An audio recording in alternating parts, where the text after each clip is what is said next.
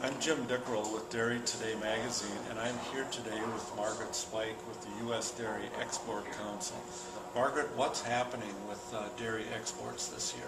Well, since February, we have seen slight but steady improvement in our exports. Of course, as you know, they tumbled quite dramatically after the first half of last year.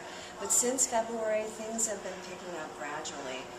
We've seen, for example, in July, our cheese exports up. That was the first time they were up since October.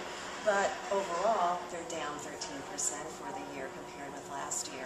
Our milk powder was up for the first time this year in July, but still trailing significantly. Whey proteins, though, have been good this year, and they've been tracking higher. They're strong. But overall, it's been kind of a down year for exports. Do you feel like we've really reached bottom, though, and we're starting to trend back upward? I think there are signs.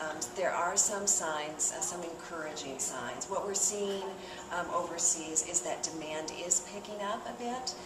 We've got some lower consumer prices. That's increasing demand overseas, so that's very good.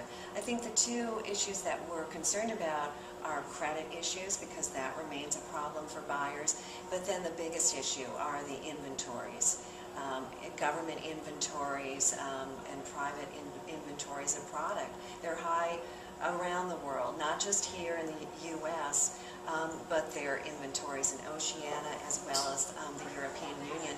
And so we feel that for our exports to turn around, we not only need recovery of economic growth overseas, but we also need to have those inventories depleted.